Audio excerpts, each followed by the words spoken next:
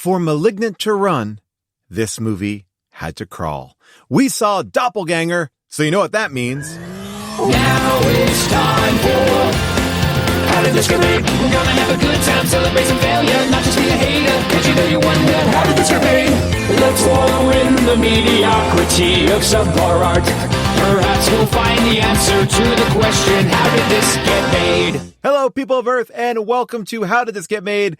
I am Paul Scheer, and this is How Did This Get Made? A podcast about bad movies, and this one was picked by our Discord. And let me tell you. Wait, this was as well? Is this how the show is now? We just let them run roughshod all over us? Does Discord just sponsor the show? Last week, or last time we recorded an episode, we said, well, this Drew Barrymore movie looks like it would have been a better pick than the one that they picked. And so we made the decision to go with their second pick as our next movie. Oh, okay. So that was our choice. I don't remember it that way. Okay. By the way, fine. And had this been the pick, I would have rewarded the audience with compliments because this is perfect for the podcast. This movie was a fastball down the middle for the podcast, I felt like. Wow. And these voices that you're hearing, of course, are Will Arnett and Jason Bateman. Welcome to the show, guys. Smartless. Welcome to Smartless. This is a movie that IMDb describes as this. A writer with a room for rent acquires a strange new roommate with a psychotic alter ego that follows him wherever he goes. That is the premise. Wow. It is a movie that came out in 1993 starring Drew Barrymore as someone who has a doppelganger, or does she? Or does she? Or is she a doppelganger? The end of the movie's body horror introduction really throws what is going on into stark chaos. So many questions. Sorry, Paul. We'll get into it. Do you want to get to the last? Well, just because there's so much nonsense that goes on. Please, and cook it up, June. Cook it up. Well, I also thought, wow, I can't believe it's been 15 years of this podcast. We haven't seen this movie. I've never heard of this movie. Never even heard of it. I have seen this movie. What? You did? I have seen this movie before. This movie is part of a series of movies that my friends and I became obsessed with in college that were the Drew Barrymore, Poison Ivy was the other one. This was one. And there are other ones that Drew Barrymore is not in, but we were obsessed with kind of the sleazy noirs of the mid-90s, you know? This was a really, I think Drew Barrymore had a little string of these because she was in another, what was it called? The Poison Amy Ivy? Fisher story. Poison Ivy. Yep. But the Amy Fisher story. She was also in this movie called Gun Crazy. Yep. And she has short hair in that one. Yes. Oh, wow. Look at this. You see, you got it all. Oh, Jason. These are the movies that were not just because I'm also remembering VHS boxes. Right. These were also very prominent rentals, you know? I feel this is a little bit before she kind of really came back with the Bad Girls, Boys on the Side, Mad Love thing. This is in a weird moment. As a matter of fact, she's our age. I mean, she's our age at the time. She's a teenager. She's 17. When she shoots this movie, she is 17 years old. Oh, no, really? Yes. And that opening scene. Should we not have watched it? Okay. I mean, that is I know why you're saying that in some ways. She's underage. Well, no. According to, I guess, the law, she was allowed to do nudity at 17. So the day she turned 17 is the day they did the shower scene. What? Is that true? That called child pornography? No, because I think she could be nude. She had posed totally nude in Interview magazine when she was 16. And all right, I'm upset that you know all of this. This facts are I only know it because I have the research. Blame Molly. I'm looking at the research. I also feel like the reality is in this movie specific, her mother's not able to be there looking out for her because she kills her in the opening scene. The mother that she kills in the scene is Drew Barrymore's actual mother. Right, but that's also like the reality of Drew Barrymore's. That's what I'm saying. Yes. That's what I'm saying. Yes. Wow. This, I read Drew Barrymore's book. I love Drew Barrymore. She did not. And I loved her in this movie. Oh, I think Drew Barrymore is incredible. Well, this is why Drew Barrymore had the comeback. From a child, from E.T. and Firestarter, all the way through this Yes. period of incredible rebellion that she's in these years, all the way through to 50 First Dates and Never Been Kissed and all the rest, She kind of held it down. Like, she knew what she had in front of her. Charlie's like, Angels. These are the options that I have, and I'm going to deliver. And I remember Poison Ivy is great. And as someone who grew up on Long Island, I did like the Amy Fisher story as well. I felt it hit home. I did too. I grew up, I remember passing by Buttafuoco's Mechanics or whatever it was called. And when June, when you used to stop there, you never had a thing with Joey, right? You never. He wasn't interested in me, but I definitely just peeked in, see if he wanted to take a look at the goods. Oh wow! I will tell you, I will tell you that Joey, or for a long time, ran an ice cream truck that would come to set, and when we were on the League, well, first I went out to go get an ice cream. It was like one of the crew treat, and I went out there and. My jaw dropped to the ground to see the man in the Mr. Softy truck be Joey Buttafuoco. I was like, what? In L.A.? In L.A. He moved out to L.A. He moved to L.A. He was a part of all those reality shows at one point. He was on some of those, I didn't know that. Yeah. Oh, okay. Long story short, once I found out that he owned these trucks, I got this treat every time I could possibly get it, because the chance of seeing Joey B serving up some soft serve was why would you financially support that man? Right? Well, he didn't do anything wrong, did he? Oh, I guess he. Yes, I guess he did. Yeah. I guess he did. Yeah. I mean, the part where he's sleeping with a high school student, he is, I guess, technically an accessory to attempted murder, but I thought that he, you know what, now that you're reminding me of the story, I thought it was that he said, hey, no, I can't have a relationship with you, but you're right, he did have. You know what you need to do, Paul? You need to watch the Drew Barrymore, Joey Buttafuoco movie. You need a reminder in the Amy Fisher story? The Amy Fisher story, yeah. Sorry, June, I didn't mean to support that, man, but the ice cream was very good, and it was good New York soft serve in LA, and that's a hard thing to get, like bagels. Not anymore, though. Bagels are back. Okay. Bagels are back? Bagels are back in LA. I mean, there's Boy Chicks, which just opened up. Courage, of course. Courage is great, of course. I love Yeasty Boys. Anyway, this open, I felt like it's such an odd thing, because this movie is a very low budget LA in the Valley. Is it low budget? It's pretty low budget. Like, the ending isn't. Oh yeah.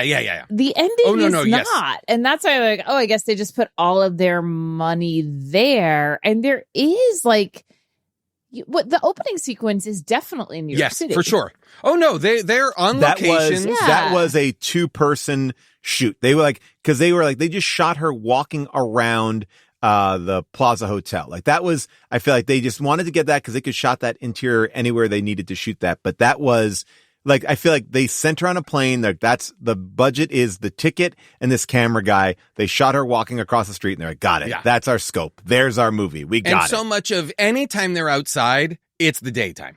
Like, they can't shoot at night at all, even though the movie, wants to be being that it's like a very neo-noir-y kind of movie, boy, does it want to be at night.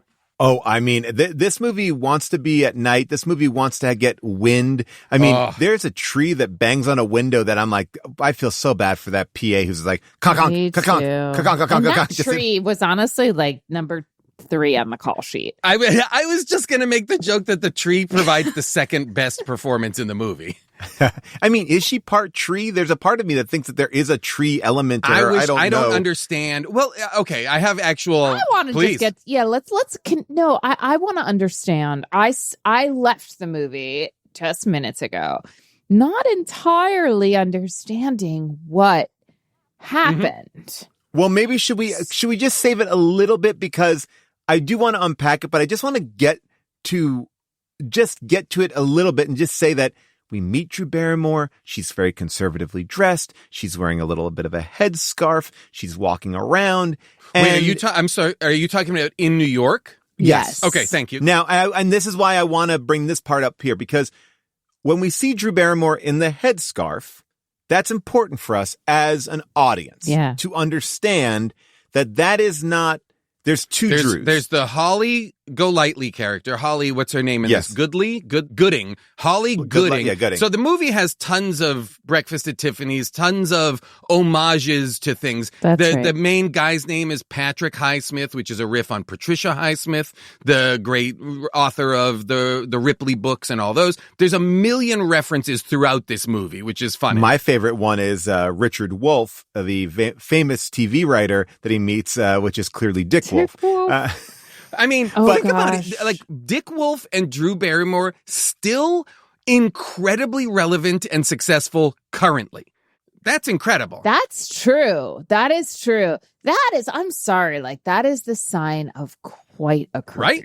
Oh, quite my a gosh. career. I mean, Drew Barrymore has been doing it since 1980. Wow. Doing all of it. Can I just say, just so, because we're talking about Richard Wolff right now, we will come to find out much later on that the person we saw that we thought was Richard Wolff, the big Hollywood producer, is not Richard Wolff.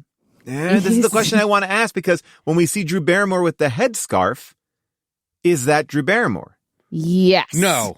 Wait, what? It's not. It's Dr. Heller. Oh. I think. So the opening, I believe, is setting us up for this thing, because we're watching Drew Barrymore walk through New York City with the headscarf. And then it cuts to the interior of a hotel room where her doctor is like kind of going down outside of the skirt of Drew Barrymore. And at that point, Drew Barrymore's hands are becoming webbed. Right? Or no, well, no, she sees something from her point of view is webbed. Like, his eyes are webbed. Okay. Something. There is some sort of webbing, body horror element to it. Yes. So I guess we're going to, we'll pull it out just a little bit for together. We got to stay, we got to try. Well, and the reality is, and this is an interesting to do in following League of Extraordinary Gentlemen, because this movie, we're going to try to make sense of it, and we're going to fail because it's a convoluted mess. But I would watch this 1,000 times again before I ever watched League of Extraordinary Gentlemen, which made, I guess, sense somewhat, you know? It's true. Like, I would actually, knowing what I know now, and that's not a lot at all, I would like to go back and watch it again. I don't like Sixth Sense or something. All of those characters. Yeah, all of those characters I saw were simply the shrink in very elaborate Mission Impossible level. Yes. But not just Mission Impossible, not just a mask, but a full body. Correct. Oh, I mean, like, he's doing Eddie Murphy level clumps work in this movie. He is an incredible performer. Think about, because we spend time with at least five of the characters that Dr. Heller plays throughout the movie, and they are all radically different. He is an incredible performer.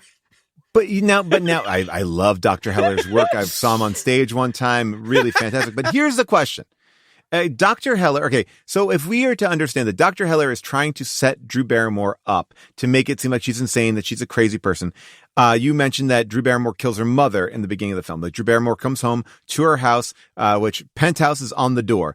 Always a sign of a good penthouse when they spell out penthouse on the door. You got to see it. Otherwise, you don't know where you are.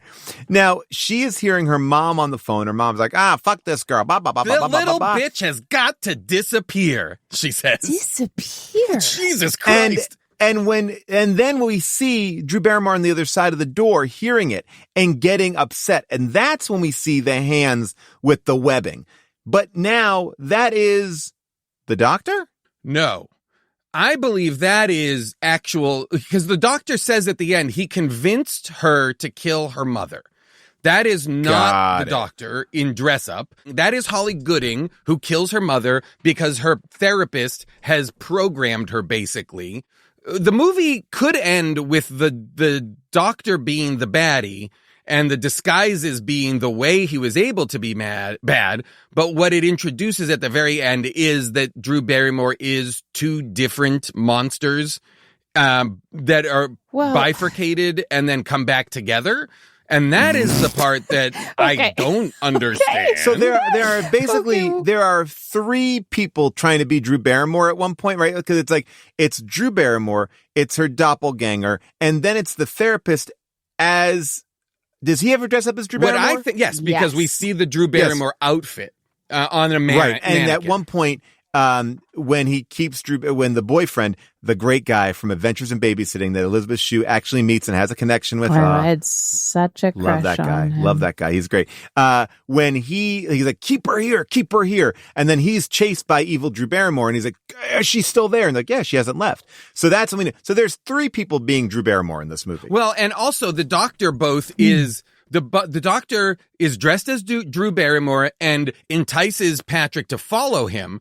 And then when Patrick does follow him into the tunnels, the doctor somehow changes his mask and outfit to be this father with the scar. Then he chases Patrick with the knife in the alleyway. Those are the same scenes. So the doctor is stopping down to do a full costume, wardrobe, and mask change. And I would love to get this guy's number because he would be amazing on a set, especially in a low budget like this. You know, get him on there. A Broadway show, and they have to do those quick changes. Quick change. Dr. Heller, get him on SNL. Listen, I think that the movie's telling us, I don't know about the monsters, but the movie is telling us that because Holly, the character of Holly, was sexually abused by her father, at that point, she split into two different personalities. Got it. To protect herself, to protect her psyche and survive, right? Those two personalities, one of those personalities, I don't know if they started off as evil or not. We can't tell, but what we do know is one of them is sexualized. One of them sexualized, yes. But is that the bathrobe one? The one that's always in the bathrobe? Yeah. Okay. But what we do know is that the shrink has sort of taken control of that one. Now, the other big question I have is what type of psychology is he practicing? What is going on with Why him? is she so in his thrall is what I couldn't figure out, because up until the third act of the movie, Dr. Heller is really just a presence on the phone. So we don't see him controlling her because I think they couldn't show it because we don't know because he's always in her life. He's maybe. I mean, I had questions about him when he was having sex with her in the beginning. Oh yes, but we didn't know that was who it was. You know, we just knew that there was a man there. We don't know until Act 3. Oh no, I knew it was him. You knew it was the doctor? What? I did know it was the doctor. Oh, well, how? Wow. I don't know, actually. I'm wondering that myself. I think the glasses. Oh, okay. And then when she went to her mom's and she said she's just been with her shrink or something, I was like, her psychologist is having sex with her. Okay. See, you got ahead of the movie, which is great that you have I've also got an eye on predators. So and I appreciate that. That's your NBC 1 hour nonfiction show, right? Eye on Predators. But I think it should be said like I got an eye on, like it's like you do, like it's not about the general people. It's just you got an eye, and you go to malls, you go to any place where people are hanging out. As soon as I saw him, I would love to do How This Get Made poll, because as soon as I saw him, I knew he was absolutely trouble and absolutely her psychologist. Well, I felt the way that he was like kind of going down on her felt like it was doing something. Oh, he was like it was over the skirt. He was fully a creep. He was definitely a creep, dress, but I didn't connect it to he's the therapist first. Yeah. I felt like he was doing something. Wait, what did you think he was doing? It just seems like she was reacting in a very intense way. I feel like he was doing. I think he hypnotized her to make her feel like he's a great sex partner. Wait, you think there was so much happening in this movie, but that you think they just didn't name check hypnosis was part of it? I think he's like, you know what? I'm gonna hypnotize her to kill people, but I'm also gonna tell her like I'm also really good at sex. So every time I touch her, she's gonna be like basically like coming at all times. You know what? I do agree with you though. Her reaction to what was happening was incongruous to what was happening. Yes, that's what I'm talking about. A lot of over the skirt. Yeah, that's what I'm saying. And now here's the thing. When Drew Barrymore kills her mom in that next scene, I just want to point out one thing that I found to be so funny. She stabs her hard. Like, there's no blocking. It's like, bam, bam, bam. It's like 4 hard stabs, right? It feels like right to the heart, ready to go. That mom is able to launch herself across the room, throw herself across the table, exploding a lamp, then get up from that and then throw herself into a glass table. I'm like, this is movie making. Yeah. Bring back more people falling through plate glass tables and exploding lamps. I need to see that. Yes, sell it. Everybody's selling it hard. And it does feel cathartic in a certain way to watch Drew Barrymore kill her mother, who did the way such she a shit held job. Up that knife, I was like, get her. Yeah. By the way, when did Mulholland Drive come out? Because either Mulholland Drive 2001. 1999? Nope, 2001. Okay, 2001. So I guess in my opinion, I'm like, was David Lynch a fan of this? And did he crib any of this from Mulholland Drive? Because there are elements in it that make me go, that's interesting. Because it feels like they're in the same apartment complex. Oh, that's funny. That's funny. I love all of the noir markers, all the femme fatale costuming and stuff like that. I love how much they're playing with all of those elements, and everybody's doing a great job executing the beats of a classic noir, which I really enjoy. Now, I want to spend roughly the next 40 minutes or so talking about the lady writer. The scenes at Victor's Cafe? Oh, Elizabeth? My gosh. Of course, we have to open with her with a toothpick in her mouth.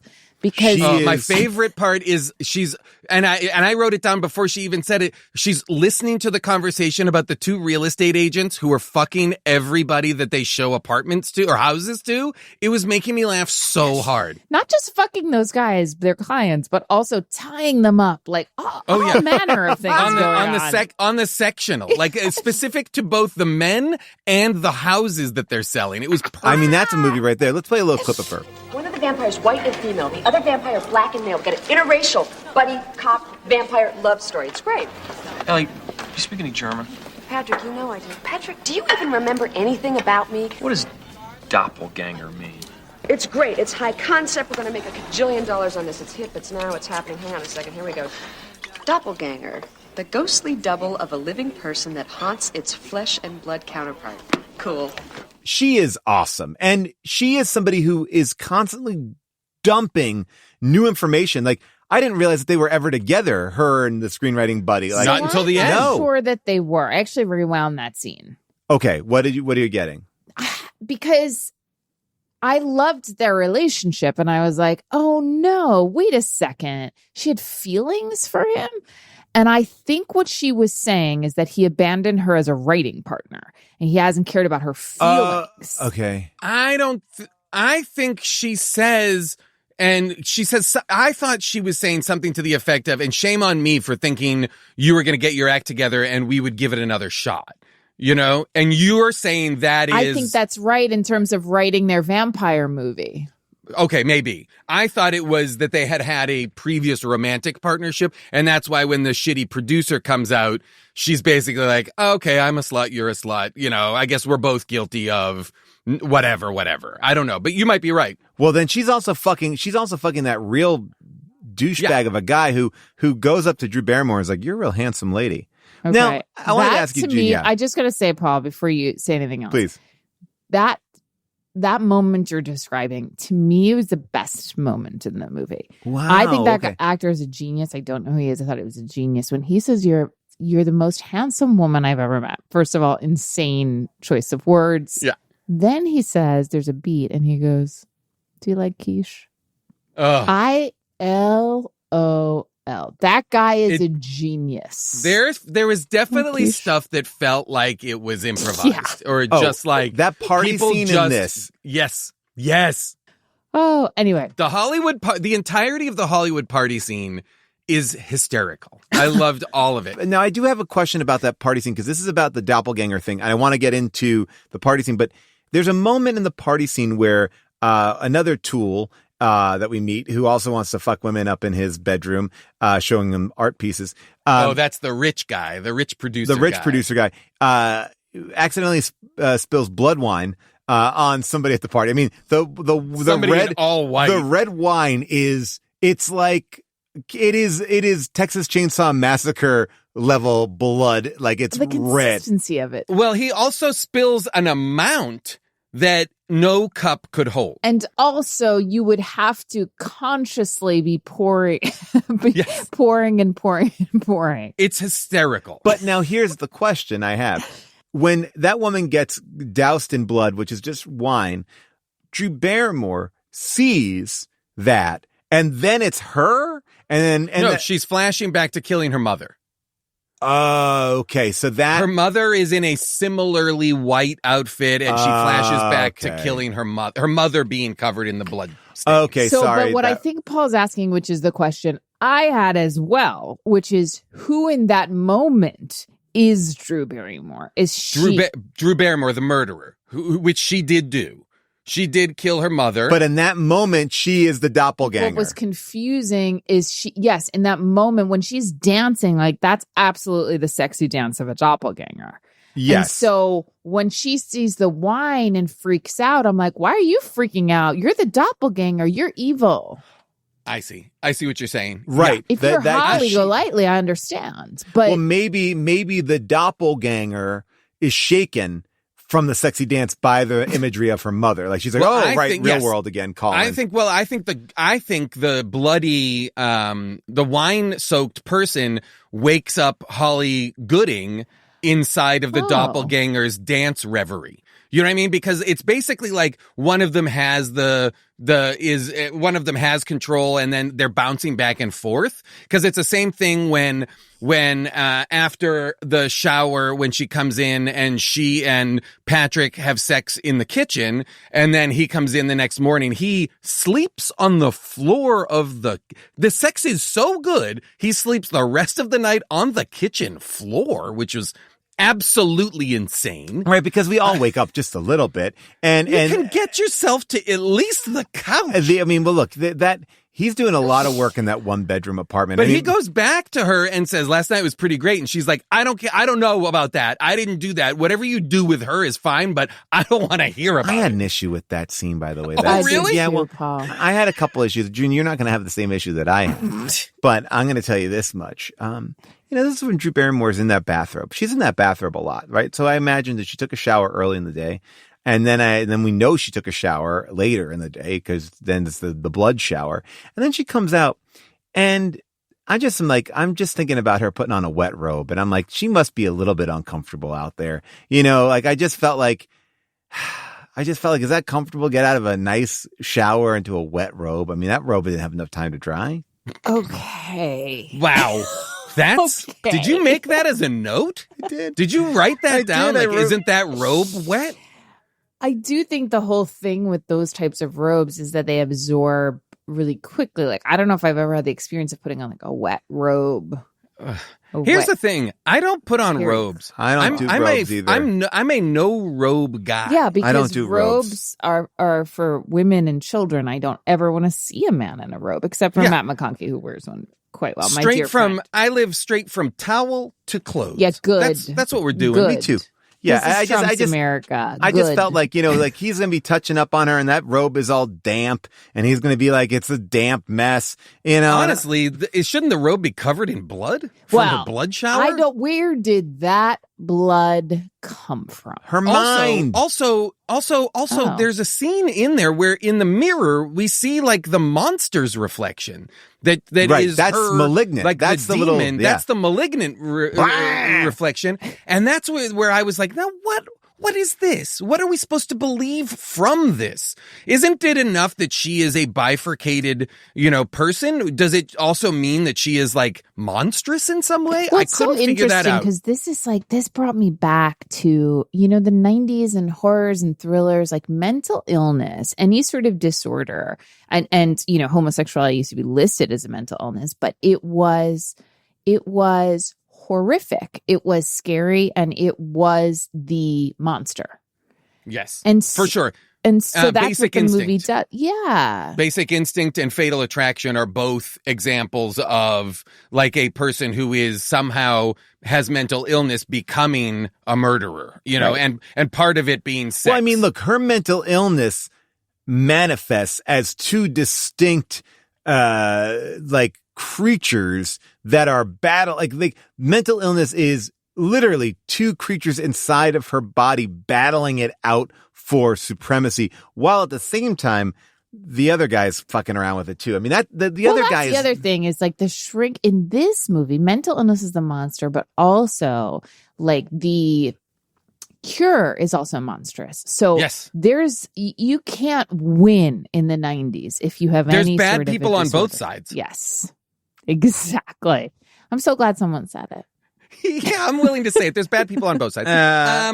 Yeah, because it's it's interesting because it's like when Drew Barrymore's character goes through we have this whole pretty great scene in which it is revealed that it's Dr. Heller, and we're in the murder house, and there's all of the mannequins with all of his different masks and disguises, and everything's clicking into place, and you're like, oh, it's the dog. At first I was like, is it the brother? Is it who is going to be behind all of these things in that way that it's, you know, in Basic Instinct, you think it's Sharon Stone, but it's not. It's what's her name? Who's revealed well, that's always the thing. Jean Triplehorn. Right, yes. It's Jean Triplehorn. Oh, okay. So when all that happens, I'm like, okay, it's Dr. Heller. He's been behind it the whole time. He got her to murder her mother, blah, blah, blah. And then, nope, he dies. And instead, she turns into two different monsters that look like aliens, that look tall. They look like Kaminoans from the Star Wars universe. They look like they're building the clone army, except that all their skin has been removed. It was so bizarre. The other thing about the aliens is that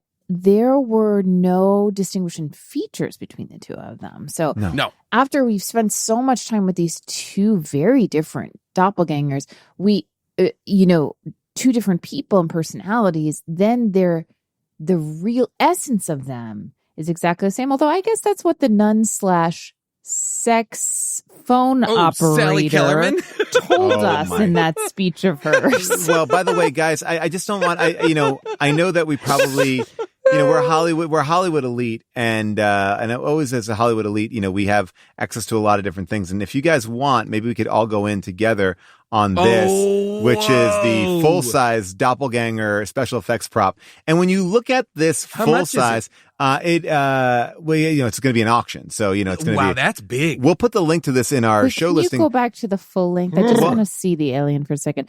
You keep on saying alien. Yes. Jason said it, and then I said it too. Well, I wrote it in my notes first as, is this an alien? Okay, now did any of you notice, and I have to imagine it's part of it, although I'm not tracking it at all. Patrick and Holly's apartment is covered, the walls are covered in like clippings from newspapers and tabloids and all this stuff. And a number of them are featuring a demon character. At first I thought, is he, without us knowing it, is this going to come at the end? Is he in part of his movie that's about a buddy cop vampire love story? Is part of his movie going to intersect with these monsters and these things because he's tuned into all of the clippings that he has taped to his wall are about supernatural demon forces that are evil. He's willing to believe her because he's open to that as a human being. And maybe that's why he's going to go the extra distance, because he knows something's up. The minute she disappears, which, by the way, I still don't understand. He's at lunch. Behind the bus? Yes. She disappears.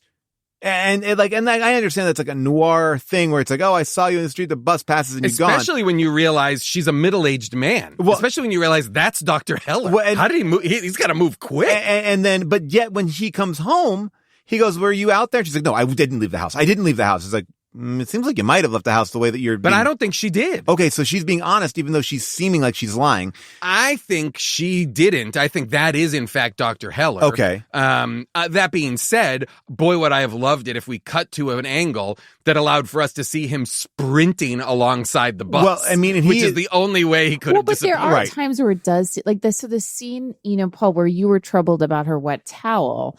her wet robe. Sorry. I was troubled because I couldn't tell. She seemed so upset that he was implying that she had sex with him the night before, but it was the energy of that performance to me was like she knew she did.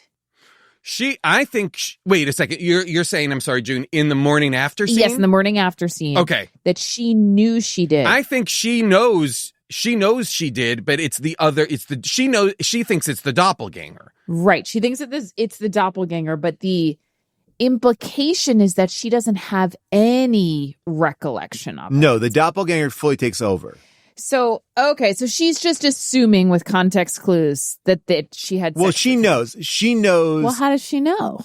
Well, because he's like, last night was great. She's like, oh, whatever, you filthy. And they didn't seem like they were having filthy sex. It just felt like they were having, like, pretty chaste. I mean, it was on the ground. The kitchen floor next to, of like, a disgusting apartment. Shit. And that apartment was disgusting. Thank God she cleaned it up. Let me ask you, who killed the cat, Nathan? Oh, I think it's the FBI agent. The FBI agent is Dr. Heller. Right. By the way, that was my favorite scene in the whole movie. My name is Stanley White. I'm a special agent with the Federal Bureau of Investigation. The FBI? What do you want? Is Holly Gooding living with you? Yes, living with me. She's a roommate, a tenant. I'm running a... Oh, it's illegal. Wait, can we work something out? Are you doing her? What? Are you fucking her? That's a little personal, don't you think? Ow. Maybe it is. You do realize, of course, that your girlfriend is the prime suspect in the murder of her mother? The murder of her mother? About 6 months ago in New York. People saw her enter the building, go up in the elevator, and knock on her mother's door. A little later, her mother was dead. There was no one else in the apartment except the two of them. That's an open and shut case, right? Wrong! She came up with some weird mumbo-jumbo bullshit alibi and got off. Now, we know she did it, but she walked. You know, I don't know anything about this. I'm just gonna... I'm not finished, asshole! All right. That scene is wow. Wow, wow, wow. Like, first of all, I realized what they had to do is I was like, why is this so weirdly ADR'd? It's like, because they need to hide this character's voice. Yeah. And at one point, when Drew Barrymore goes into the hospital to visit her brother, she's like, I would like to see my brother, please. Please not see my brother. And it's like, so weird. But I'd still like to see him. And I was like, wait. I said, first of all, I gave credit to Drew Barrymore. I was like, cool. I like that she's like picking a different voice for the doppelganger, but it was a little. And then what I kept wondering was, did they ADR the Dr. Heller actor vocally? Well, that's what I'm thinking, because they wanted to put you off the set. And I feel like they really wanted to make the voices. I didn't know what was going on. I mean, and that, by the way, that scene was like, that felt to me, and I mean this with the highest compliments, like a porn. Like, I was like, oh, we're about to get into a porn scene. Like the style of like lighting the special agent scene, the one where it's like, get over here, now take off your pants. You know, like there was like this scene has a line that my friends and I would then quote for years afterwards. I love this. Which is, you scratch my back, I lick your balls. That. That's a great line. You scratch my because at first it starts totally normal. You scratch my back, I lick your balls. It's fucking nuts. It's really these movies we genuinely enjoyed the way that we are enjoying it now. Like, my friends and I would watch so many of these crazo movies in a big group in the house we had, and the you scratch my back, I lick your balls is so fucking funny to me. And when it happened in the movie, I had forgotten it was from this movie, and it was like taking a bite of Proust's Madeleines and remembering my past. It was fascinating. I love that. The scene that got me, or the moment that got me in that scene, is like, "Are you fucking her?" it's like three little slaps, but it's like I can't even do it justice. It's so funny the way he slaps him across. If you're this doctor, why doesn't he kill Michael right away? Wait, who's Michael? I mean, not Michael. What's his face? Oh, you mean the roommate, Patrick? Patrick, sorry. I see. Why doesn't he kill Patrick right away? Well, yes. Because if he's so obsessed with her, like, he does know that he's fucking her. So who's in the van? Who's the guy smoking a cigarette? It's always a bad guy smoking a cigarette. I believe that's him. Who is that? Is that the doctor? Is that Dr. Heller? It's got to be the doctor. Okay. If you wonder who anyone is in this movie, it's Dr. Heller. Yeah, I guess you're right.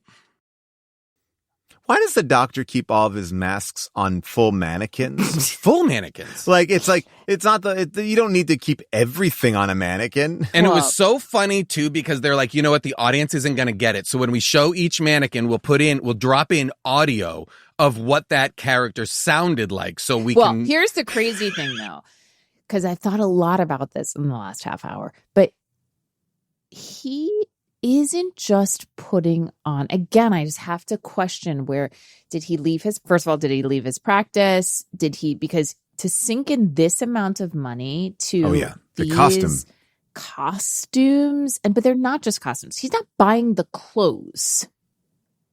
Right. He is creating maybe he's got doppelgangers too. Well, he is stepping into full suits that have weight and body to them and masks that are connected and full skin suits. What if it's like this? It's like, all right, so I'm just looking over. So you want to be auditioning? You're going to be one of the costume designers or makeup designers on Terminator 2. What did you do before this?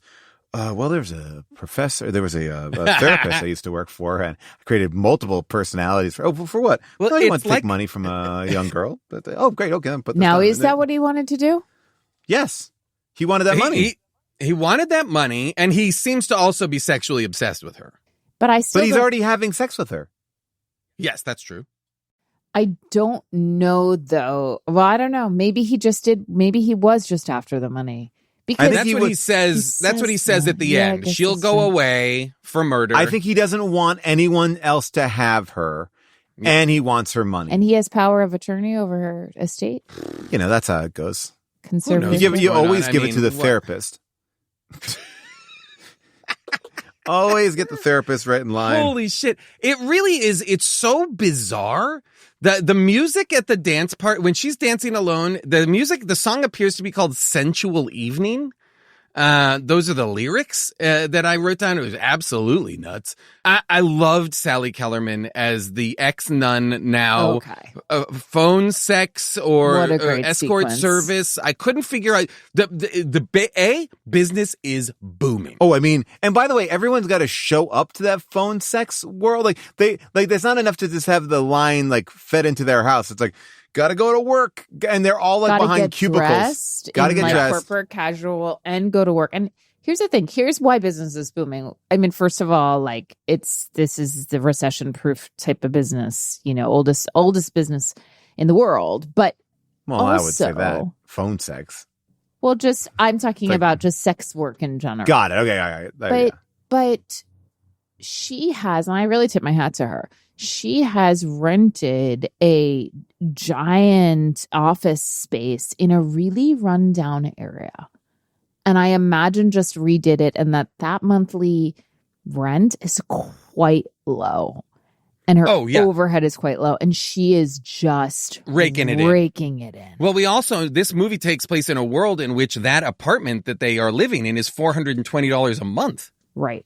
That's right. I mean, and that guy can't. And that guy can't even make rent. By the way, that guy, I'm going to say I like him, but he's doing the kind of a dirty deed there by putting his apartment up for rent and just being like, "Hey, so I will just stay in the living room and you get the bedroom and we can share the bathroom." So shady. It's shady, but I don't think he's trying to I don't think he's being a predator. I don't think he's being a predator. I don't think he's trying to attract people in a predator way. I think he's just he's lied about what's available and is dishonest. In a movie like this, though, we are also presented with two characters that seem like the worst people. She gets out of a cab and she's like, "Can you stay here?"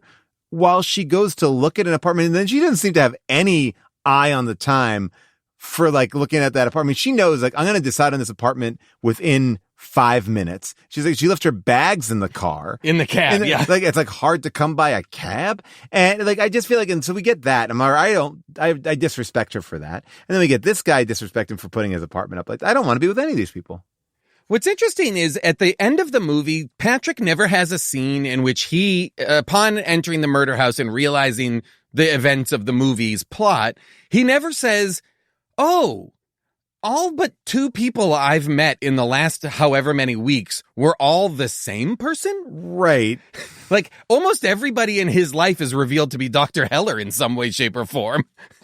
Also, though, I mean, I did question his mental acuity. When he's in his own apartment, a plumber arrives, we'll find out later that's Dr. Heller, and says, like, there's a leak, your neighbors complained, and then he lets him in, and then the guy just says, I'll let myself out, like, please go. And he's like, nothing else great. happens. Couldn't figure that out. Couldn't figure that out. Now, here's my question, though. What did that guy do? What was Dr. Heller doing in the apartment at that time? Keeping an eye on things, or maybe continuing to place her under further hypnosis? I have a feeling that Dr. Heller wanted her to come out to LA and kill her brother, but then she met this guy who actually takes an interest in her and starts pulling one doppelganger away from the other and creating this kind of friction. I don't think so. No? I'm sorry. I don't think so, only because I think his plan is she goes to LA, he kills the brother, she is arrested and imprisoned for it. What he wants is for her to be found guilty of one of these murders. That's what he's saying. He's tried to get her to be set up to take the fall for her mother's murder, to take the fall for the brother's murder. He wants her to be... Mom. She did, but she was not put in prison for it. So when he, at the end, he seems to be saying, she'll go to prison, I'll get the money. That's been the plan all along, I think. Can I just ask, though? Sure. Why didn't she go to prison for her mother's murder? How did she get off? I don't know. I feel like there's an explainer in there somewhere, but I don't many remember witnesses. The other thing about this movie, too, is there's so many dream sequences where I'm like, did that whole thing happen or did he dream it? Yes. Yeah. Because he also... When she, also Patrick's having dreams about her being crucified. Yeah. He's really seeing both things. He's having a religious dream about her where she's Christ-like, which is very bizarre. Do you think that Dr. Heller knows that Holly Gooding can transform into a big worm? Do you think he knows that the big worm is part of her whole thing? I mean, that... Has he ever seen the big worm? I feel like he pushed her to the big worm. It's like, we all got the big worm inside of us. But I think you're absolutely right, Paul. He broke her. It's literally showing this therapist breaking her. It's a scathing indictment of mental health services. By the way, this is a Scientology. I wouldn't be surprised if Scientology underwrote this movie. But you don't want to see my big worm. Like, that's the other thing is like, you don't. You've caught a glimpse of that big worm and you don't want to see it. And you don't want to see my big worm and you don't want to see me turn into 2 different people. No, you don't want to see those. You don't want to see me turn into 2 nonverbal beings. And I did have closed captioning on. Yeah. I did have closed captioning on. And when those characters did make noise, they were credited as monster. Okay, good. Because by the way, I was like, why is she going? Monster. It really is like Frankenstein noises. Here's my question, though. So just to go back to the worm of it all, I actually didn't understand why it was a worm. Like, why wasn't it just one body that was split into 2? Great. Well, it is a worm that's becomes a cocoon that cracks open. 2 people come out of it. Then those 2 people come back together and are just the Drew Barrymore character again. Now, that being said, I do believe that one of the monsters does give the finger, a la Holly Gooding in the convertible at the end of the monster scene. Yeah, you definitely need that. Yes, I think that is definitely in there. And I feel like this is a really interesting movie that they are really seeding it. Because everybody knows people who like body horror love Breakfast at Tiffany's. But there is this thing. I was caught up in kind of more of that love story between the 2 of them. The 2 monsters? Oh, well, the 2, I mean... Yeah, I'm just kidding. But by the way, when they come back together, is that part of his dream? Or is that real? Oh, God. At the funeral? Well, because she comes back together. The cop's like, everybody get in there. And then she's bleeding. Then we cut to the funeral and he's standing behind the casket, the traditional place where most people stand during mourning, behind and holding it ready to go. And then he wakes. It seems as though in his dream, he and Elizabeth are pallbearers. I'm not sure what she's doing there. I have no idea. And then you don't think she could be a pallbearer? I mean, there's only so many people they know in town. Well, I guess so. I mean, that's also why this is the budget coming in here. By the way, my favorite budget cut scene is they're sitting around eating and she's holding a big knife. Drew Barrymore holds a big knife recklessly throughout the film. But at one part, she's like, do you want more bread? And she's a knife and she's got this knife and it's like, yeah, I'll have more bread. And like, clearly that's the only thing they could really, really have on set. Like, did she make the bread? He also at one point, she comes into the kitchen when the scene that eventually ends up with them having sex, he is offering to make her toast. Yeah. Oh God, they're carb loading. Really running a marathon? They're broke. They're broke. I forgot what I was going to say. Oh, speaking of knives, one of my favorite scenes was when Elizabeth, lady writer with the toothpick, when she is in the apartment, she's so upset that all this has gone on, and she picks up the bloody knife from the cabinet. A true murder weapon. She finds a clue. She finds it, sees it. It looks like identifies it right away as like the murder weapon.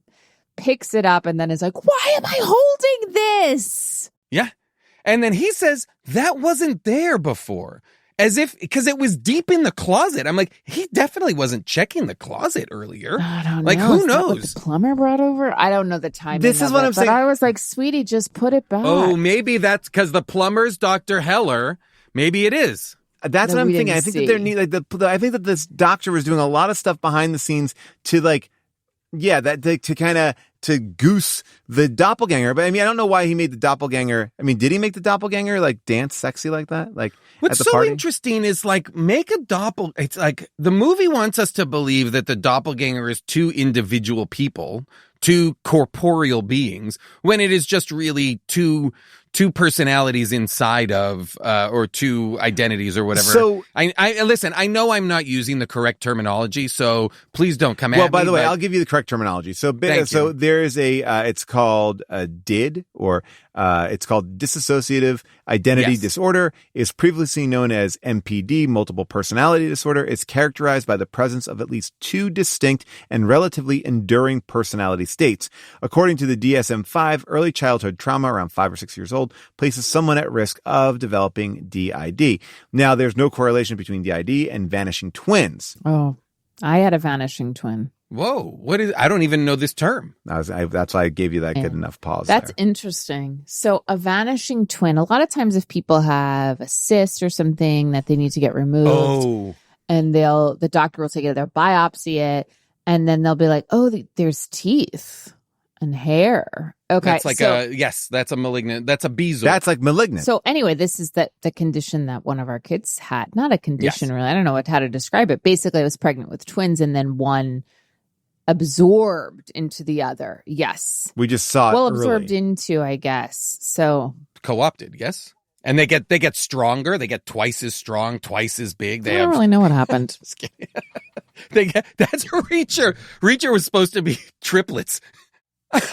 By the way, there's a great interview with the guy who plays Reacher on TV. He's like, I didn't like season 2. He's like, oh, the action was terrible. He's like, I got in there and I told him we got to make this action way better. And like, it's like so funny, like so angry about it. We all love, thank you, Reacher. I love Reacher. I love Reacher Thank you, Reacher. Thanks, Reacher. Thank you, Reacher. Yeah, thank you. I'm glad we finally have a moment to say it. I'm glad we're all in agreement. We love Reacher and we love its spinoffs. Multiple personality disorder is one thing. Yes. Right? This dissociative identity disorder, that's a thing. But then doppelgangers are another thing. And this movie posits that both are true. Right? It's like, it's doppelgangers. Well, no, Paul. Okay. The movie is not positing that doppelgangers are true. Now, I know there's webbing, and I don't have the answers to the webbing. But the movie is positing that Drew Barrymore, one being, until the end, one being has another personality that's been developed because of trauma. Right. That she's going in and out of. The doppelganger that the movie refers to is Dr. Heller. Right, but that's still a doppelganger. That is a person who haunts. Yes, for the majority of the movie, especially in the moment when he sees Drew Barrymore on the street following him in her Noir gear, calls home, and we see Drew Barrymore is at home. So we know there's two Drew Barrymores. So the movie wants us to believe there's two corporeal versions of the same person. You know what I mean? Right. So he's chasing the doppelganger, but what he really should... But what's strange, I want to say what is strange is though, and that is a good bit of confusion for a while, and then it's revealed, all along, there is no doppelganger, it's Dr. Heller. Dr. Heller's dead. JK, she's splitting now into two distinct people, so now there are two beings. That's where things get crazy. I don't know. Things get interesting. Yeah.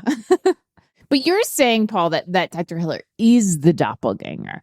I guess maybe I need to rewatch it because, but I don't think you can act as a doppelganger. Oh, okay. So if I dress like you and I follow you around to haunt you, that's not a doppelganger?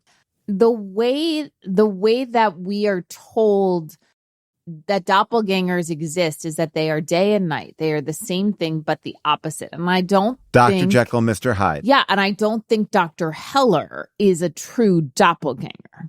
He's sort of cosplaying. Okay, he is just like a master of disguise, kind of like Dana Carvey's character, Master of Disguise. Pistachio disguisey? You think this is a pistachio disguisey scenario? I mean, I'm saying the costumes are pretty good. How much of this was filmed on September 11th? Okay, so I think my question... I think it's easiest to think about this movie, this component of this movie, if you think about it from Dr. Heller's point of view. Oh, I've been waiting to jump into Heller. He's dressing up as all of these characters, including Drew Barrymore, including Holly Gooding. He's dressing up as all of these people in a very clear effort for him to perpetrate a crime that involves framing her for murder and making it such that he can benefit financially. So it's when Holly Gooding's brother needs to disappear so that his money can be put into the whole fund, he dresses as Holly Gooding, goes to the place, breaks in, and tries to kill the brother. Right. He has no interest, like I think a doppelganger would, in experiencing what it is like to be Holly. He can't, because he can't get close to anybody because it would be revealed. Yeah. He's just about machinations. I will say the brother, when they go, he hasn't talked since whenever, and when you see him normally in movies, and I don't mean to throw shade at this performer, but normally in movies, when you see somebody that doesn't talk, they look catatonic. This brother looked like he had made the decision. Like, I'm not talking. Like, he looked very alive in the eyes. He looked like, hey. I agree. Don't you wish I said something? But I agree so much so that I was like, well, he's clearly, like, conscious. So that's what, for a long part of the movie, I thought the brother was going to be the doppelganger. I did too, Jason. The brother was going to be the Norman Osborn dressing up as his sister, Yes. And wouldn't that be interesting? This is a very, psycho-coded kind of plot line. Well, I also thought, though, I mean, I felt the same way. Like, he seemed actually quite with it, to the point where I was like, well, has anyone just tried speaking to him? Yes, he had a hip haircut. Yeah, like, just have you tried? Yeah. They're like, that's like a parent going, no, he never talks. And then, like, all of a sudden, he's like the most talkative kid at school. Yeah. Like, it's like, the hospital's not doing the work. I will say, there was one moment that I want to just call attention to, or actually maybe two moments. Again, the relationship is where I really fell into it. When she goes, did she say I killed my father, or my father was killed? No, my brother killed my father. Right? He goes, whoa. I was like, bad reaction for a boyfriend. I know, but even here's the trouble I had with her as a sister. Even if my sister killed my dad, in that same scenario, I don't know if years later I'd say my sister killed my dad. Right. I think what I would say is there was an accident at my house. My father's not a good man. And in the course of this freak accident, he fell. My sister was involved. And now you're making it really long. He died. I mean, okay, that you seem very that. suspicious. now I feel like there's definitely foul play. I feel like the only person I want to talk to now about this crime is you.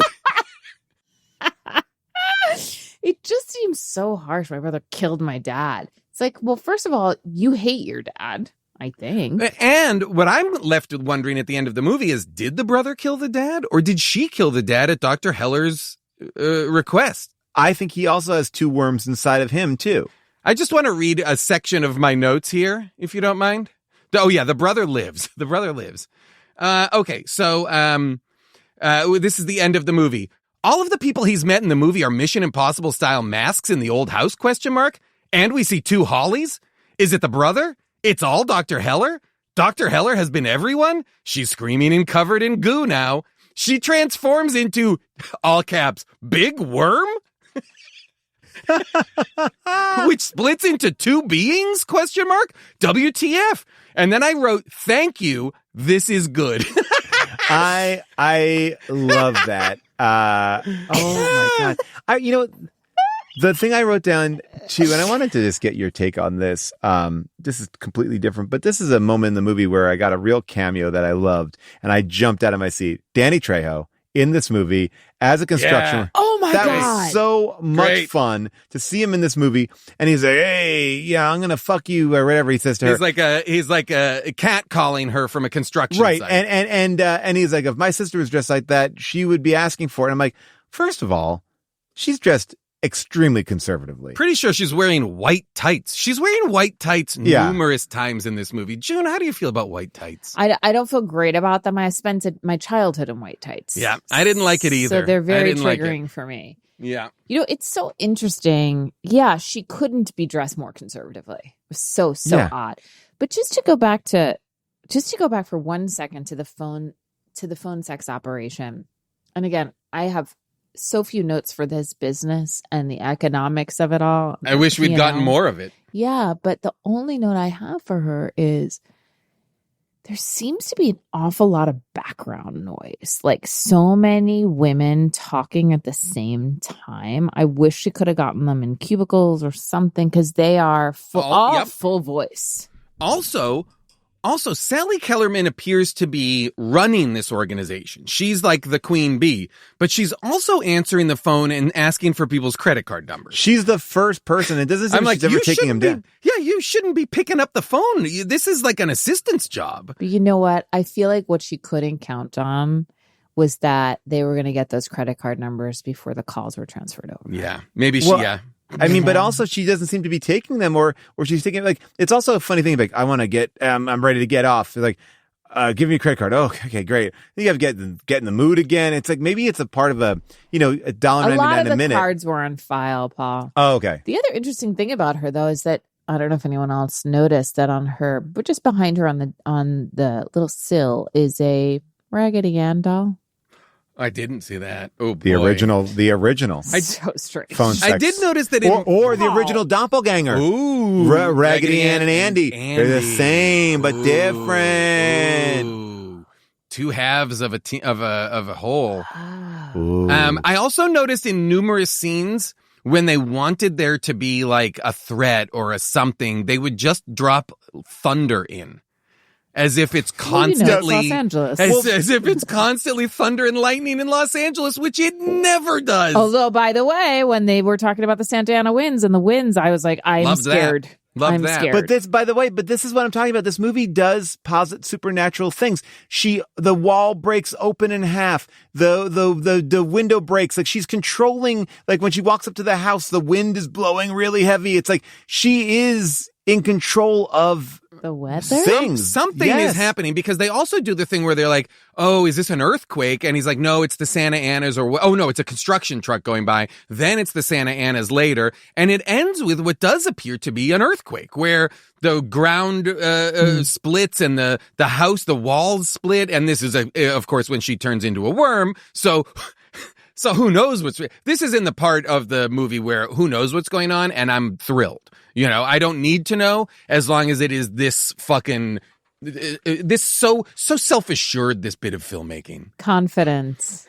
I mean, it really... Confident hand. She turns into a worm, then she turns into two beings, then she turns back into Drew Barrymore. Like, the movie is like, and this is what I do love, and this is what the difference of like a good movie, a good bad movie, and a bad movie is. Like, it's this director's like, yes, there's no doubt in what I'm trying to do, why it will make sense, and I got it. And you know what?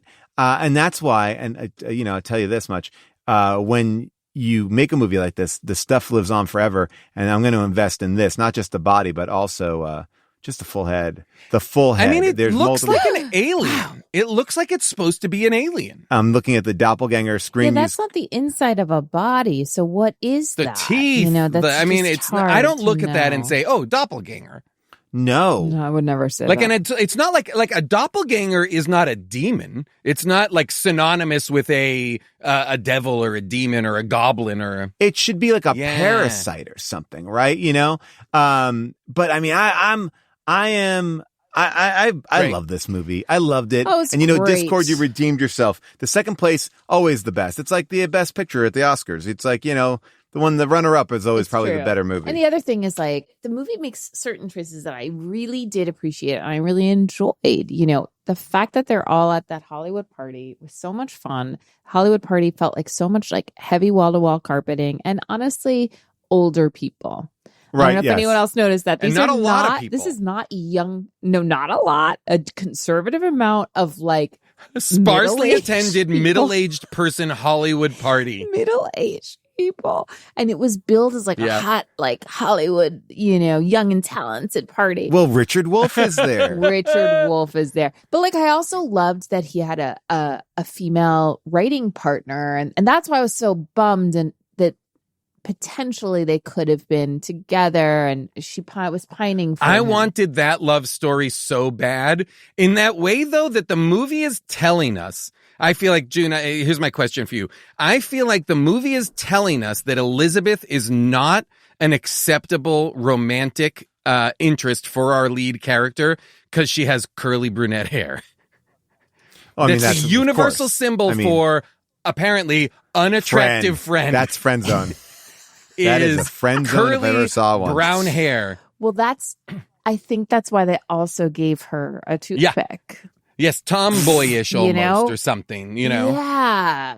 But she still gets it. She's fucking that other guy, and she doesn't care. She doesn't. I wish the movie had been more about them, she and Patrick having a history together or something. I loved her. I loved her character. I like that idea that Patrick, like, and her are trying to get back together, but then he's smitten with the Drew Barrymore. Here's the one thing. We talked about this doctor being a master of disguise, and that's no doubt. He definitely knows how to put on a lot of disguises, but I think he's bad at doing the full body. It's like, he can't do the Daniel Day-Lewis. Yes, he can embody the physical, but he can't always embody the character. Like when he is Richard Wolff, he's like, let's go meet at 10 o'clock at this restaurant. I'll be late. Why would you just say, let's meet at 10 and then just don't show up at 10? Don't go, let's meet at 10. I'll be late. Well, that's suspect too. All right, well, just tell me when you'll be there. You've just told me to meet you. I'll meet on your time. But I'm so obsessed with, I hope they get the job. I want them to get the rewrite. After all they've been through, they gotta. But is there a rewrite? No. But does Richard Wolff exist? Yes. No, he doesn't actually. No, he doesn't. I think he does only because other people in the business seem to know he exists. He exists in the world of the movie because he does come in. Wait a second. What do you mean? I thought that he's created all these characters. So did he like put Richard Wolff away? Oh, now that's interesting. I mean, if you start pulling at these strings, it's a real problem. But I guess it doesn't matter. I guess maybe because the director's like, just get them to the worm. They'll have no more questions like, if they get to the worm. Yeah, it all goes away when she becomes a worm. I'm like, I guess anything's possible. So yeah, in my mind, he is either killing these people or he's tied them up. I mean, we know that he has that mansion and he's got the mannequins, but like it would be great to see if all those people were actually there, like tied up, like they were captive. That's a great question. We're gonna need a rewatch. Big time rewatch. Now, obviously, we have opinions about this movie. People out there, I think they agree with us. It is now time for Second Opinions.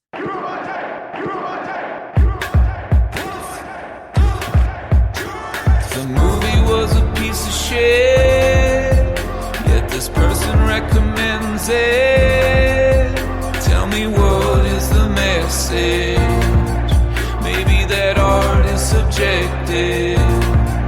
I need a second opinion. All right, everybody, grab your toast with mustard and grape jelly. It is time to look at some second opinions. 128 reviews, 63% are 5-star, 6% are 1-star. Tim Wells writes, I enjoy Drew Barrymore in this movie. 5 stars. Good computerization. That's the title. I don't know what that means. This is the one that I really want to read because these reviews are But this is from Letterboxd. I love Letterboxd. And Letterboxd, the user is Meg Alopoulos Star. So this is the review here. Okay. Well, all right. No. All right. Okay. Yeah. Okay. Well, I guess. Okay. Man. What? Whoa. Hey. Okay. Yeah, totally. Okay. All right, man. Oh, fuck yeah. Come on, man. You know, I'm telling you, this is, whoa. Yes. Hell yeah. That's very funny. The review, a 4-star review.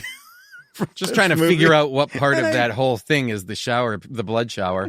And I love it all. And followed up with Death Valley Girl who writes, my mimic, Pixie Dream Girl, okay, smiley face. Mimic? Mimic? I think they want it to be manic, but okay. Mimic because it is a doppelganger. Yeah, so that is right.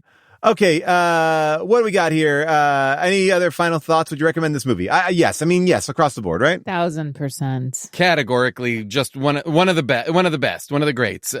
Truly, Drew Barrymore becoming one of our most reliable, fantastic people in whatever she's in that we're covering. She's dynamite. Man, Jason, we can talk you into it. We got to get in those Hollywood squares next season. All 3 of us across. Oh, that would be fun. Or all of us in one square. Oh, I'd love to do that. We love you, Drew. All right, that would be good. I'm sure she'll let us do that. All right, here's the deal. We love Drew. I hope that she comes on and gives us some more insight on Doppelganger. Here's the thing. We're going on a spring tour, and we have some interesting news. June. There's a casting announcement. Casting announcement. Yes. You want to bring us home, June? Yeah, you tell us. Oh, well, yeah. No, I'm so excited about this tour, but I have been replaced. I've been recast. This is not a bit. This is not a joke. No, this is not a joke. There were some scheduling. I had some scheduling conflicts, allegedly. And Jessica St. Clair has stepped into the role. That's right. And will be joining Paul and Jason on this Now, will she tour. be your doppelganger? Yeah. That's such a great question. And I do think that she is going to, well, first of all, she's taken on a lot of my personality traits. So there has been a very natural sort of morphing. Yeah. But I trust and believe that she will deliver a doppelganger-esque performance and show. Okay, well, let me just make it clear that June will be with us in LA on 3/21, 3/22, and 3/23, but Jess will be with us in Austin, Denver, Boise, Seattle, San Fran, and Portland on all those days. You go to hdtgm.com to get your tickets. Movies will be announced soon. And here's the thing, people. Hey, people in Boise, get your act together. Let's buy some tickets here. Everyone's like, come into the middle of the country. We came to the middle of the country, Boise, Treefort Music Festival. You can get in if you got a ticket to Treefort, or you could just come see us without a ticket to Treefort. Just get your tickets. In case you are in Boise and you think, I don't want to buy tickets to a music festival, you don't have to. You can just buy tickets for our show, and you can let the music festival know that it can go fuck itself. That's right. We don't need it. The other thing I wish we were doing, honestly, is just doing a little behind-the-scenes docuseries on Paul, Jessica, and Jason just on the road. Well, I don't have to share a room with Jess, because you and I share rooms. No, you do. You do. Oh, no. No. She's a doppelganger. She's taking over. This is going to be bad for me. You have to, babe. All right, everybody. That's an episode of How Does This Get Made. Call in at 619-PAULASK if you have any corrections and omissions, or leave them on the Discord at discord.gg/HD. Disconnect the Discord. Disconnect the Discord. This is my whole thing now. And that's a t-shirt that is available. If we're going to make a t-shirt for this episode, I think we do need a doppelganger. I mean, maybe that's a shirt. Just says doppelganger. I think it says doppelganger, but I think it's got a big worm on it. The Doppelganger Tour. We just rename it. All right. And with that, let's get out of here. But before we do, just a reminder, How Did This Get Made is going on tour, a spring tour. We just announced a Toronto date. Yes, we are coming back to Canada. We have a special surprise lined up in San Francisco. Plus, in Austin, we might even do a little something fun that I can't really announce yet. We are getting closer. So anyway, you don't want to miss out on our tour. Go to hdtgm.com. Find out everything you need to know. Movies will be announced about a week before the show. Also, if you're not watching The Dark Web with Rob Hubel and myself, you are missing out. Last week, I almost poisoned Rob with a sour pickle candy. Yeah, it turned his entire mouth green for 2 hours. We are watching everything from Passions to Saved by the Bell. It is a bunch of fun and completely free. So check out The Dark Web. Just go to watchthedarkweb.com. You can find links and everything there. And don't forget to watch season 3 of Invincible right now on Amazon Prime. You gotta see what's happening with Rexplode, guys. Come on! All right. A big thank you to our producers, Cody Fisher and Molly Reynolds, and our movie picking producer, Avril Halley, our associate producer, Jess Cisneros, and our engineer, Casey Holford. And a shout out to our Discord for making this their second movie pick.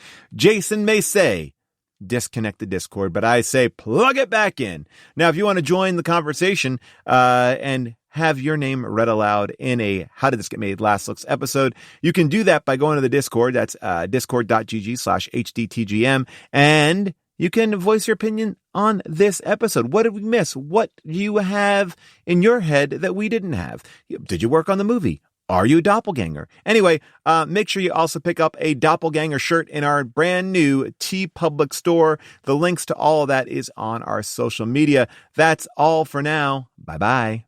How did this get made?